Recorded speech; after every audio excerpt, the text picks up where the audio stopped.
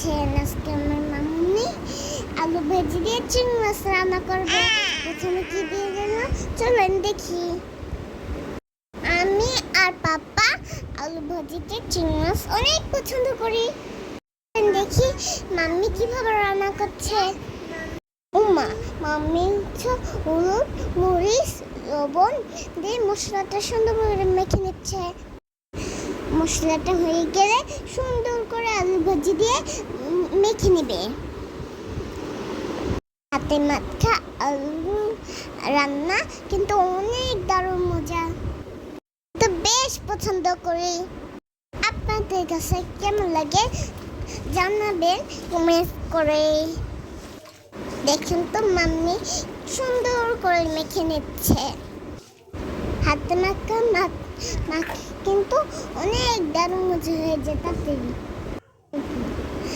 মামুনি পেঁয়াজ আলু মাখা হয়ে গেছে, এখন পেঁয়াজ আর চিংড়ি মাছটা দিয়ে দিবে,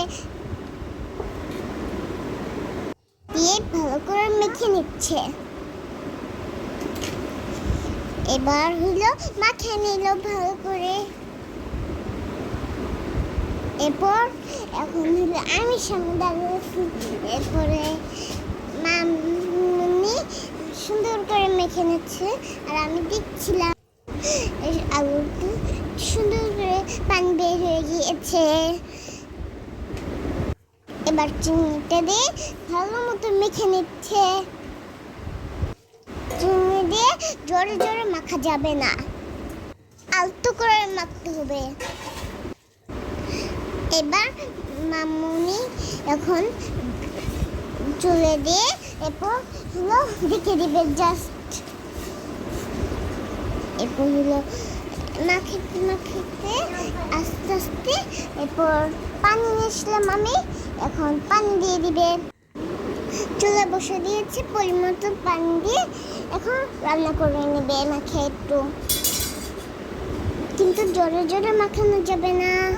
হ্যাঁ, এখন মাখানো একটু পরে ঢেকে দিয়ে রান্না করে নেবে। হলো পানি দিয়ে নিল একটু। এরপর আমার ভিডিও যদি ভালো লেগে থাকে কমেন্ট শেয়ার করতে ভুলে যাবেন না। এখন হলো সুন্দর মতো মাখায়, কিন্তু পরে একটু হাতে নিয়ে ভিডিও করে নেবে।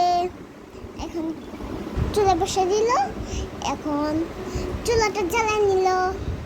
এরপর হলো আরিশা মনি এতক্ষণ কিন্তু কষ্ট করে আপনাদের জন্য ভয়েস দিয়েছে, তো অবশ্যই কষ্ট করে আরিশার জন্য একটা করে কমেন্টস করে যাবেন। আর ভালো লাগলে আরিশা তো বলেছেই লাইক কমেন্টস এবং শেয়ার করতে ভুলবেন না। আল্লাহ হাফেজ, আসসালামু আলাইকুম। আসসালামু আলাইকুম। আল্লাহ হাফেজ।